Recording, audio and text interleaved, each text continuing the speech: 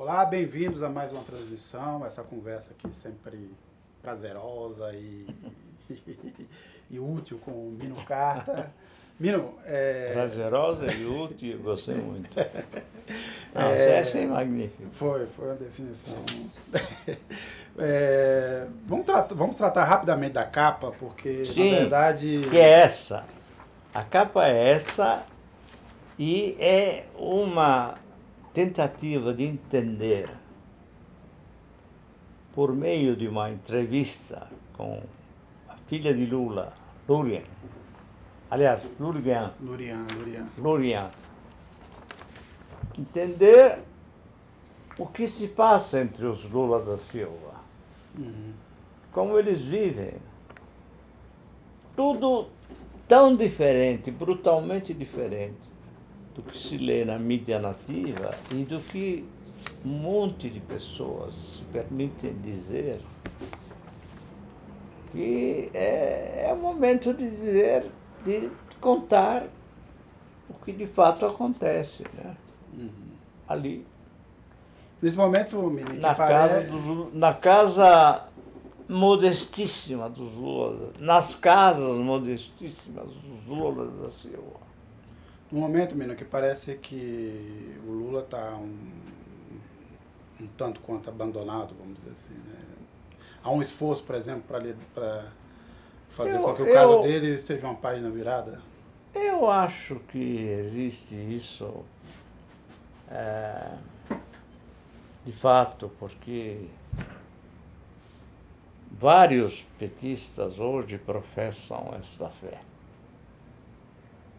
Mas, de qualquer maneira, isso não impede que Lula tenha cometido uma série de erros políticos que, de fato, se não tivessem ocorrido, poderiam ter até impedido o impeachment de Dilma Rousseff. Mas isso é coisa para os historiadores a essa altura do campeonato. Agora, vamos falar um pouco do seu editorial. Você está tratando um pouco do Papa. Eu sei que, obviamente, você tem essa campanha muito justa para um dia ser um cardeal, mas não foi por isso exatamente que você escreveu esse editorial, né? Queria que você explicasse o motivo. Não, eu pensei muito na pregação do Papa Francisco e, no fundo, escudado na lembrança de uma tia minha, irmã da minha mãe, que era PhD em grego antigo, com livros publicados, uma tradução importante de Teócrito, a qual dizia que, sem ser bolchevique, você pode ser comunista, sim. E já que Cristo pregava o quê? Basicamente, contra a desigualdade, a favor da igualdade, que aquilo que no Brasil não existe. Este é um dos países pretensiosos, aliás, mais desiguais do mundo. E o governo Bolsonaro pretende, logicamente, visivelmente, transparentemente, acentuar a desigualdade.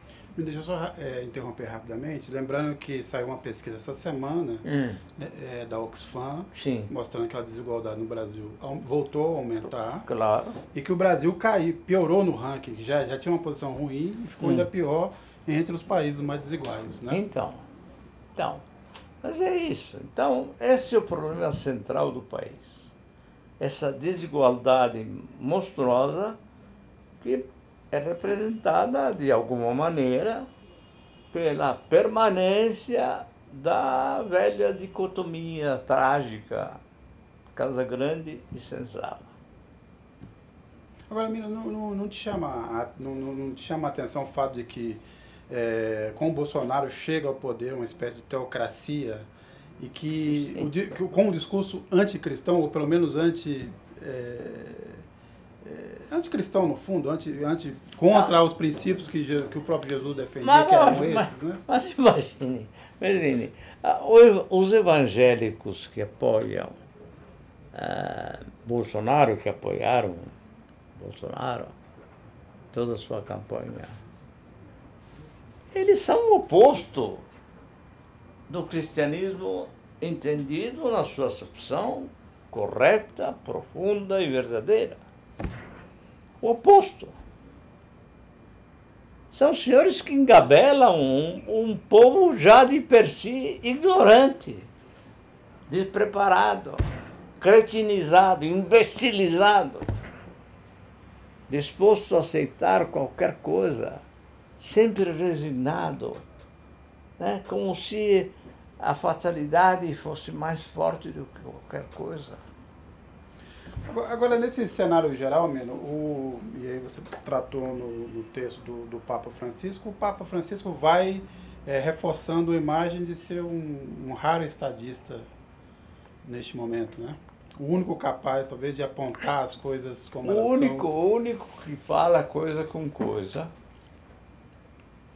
e que percebe quais são, neste momento, os males do mundo. É quem finalmente apareceu para, muitos anos depois, dar continuidade à lição de João 23. Nem digo depois de Paulo VI. Foi alguém que tentou pôr ordem.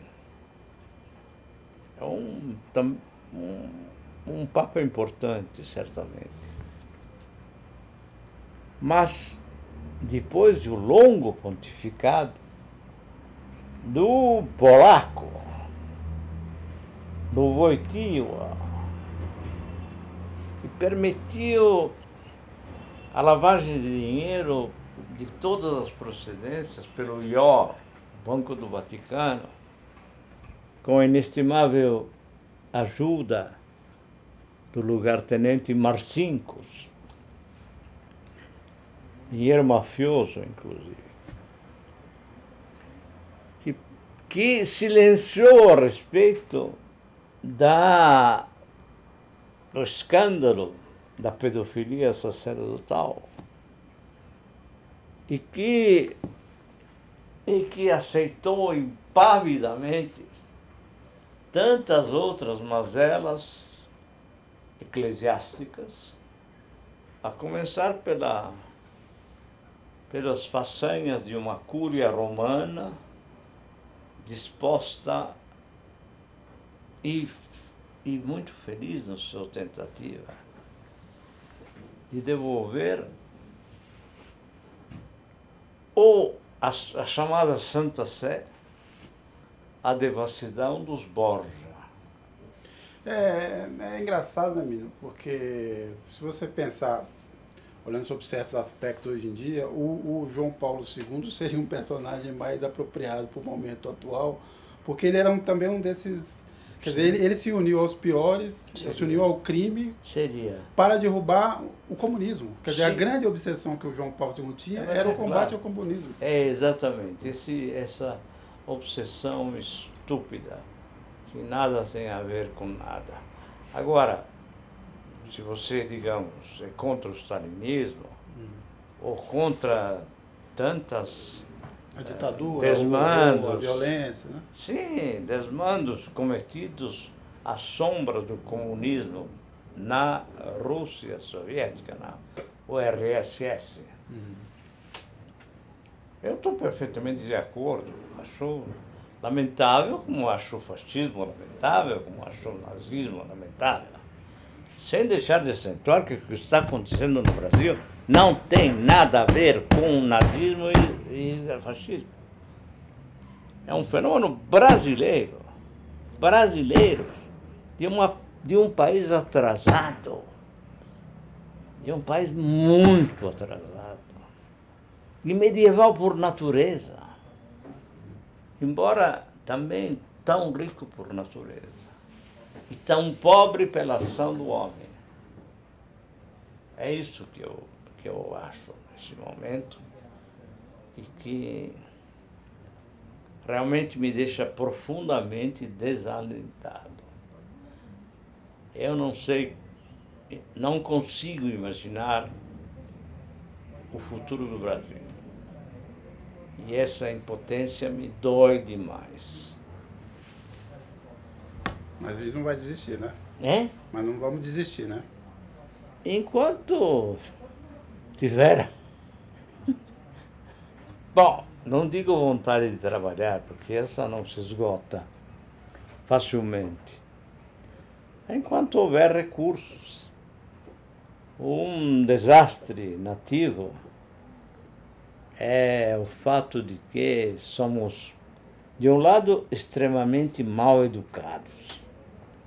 Não conhecemos as regras mais comezinhas, não somente da razão, impostas ao homem pela razão, mas por uma capacidade de lidar com os semelhantes, uma incapacidade que se manifesta às vezes de uma forma muito agressiva.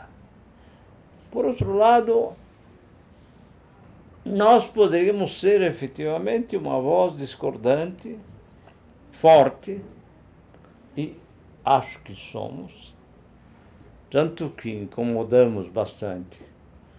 Mas nos falta o apoio de quem efetivamente haveria de nos apoiar.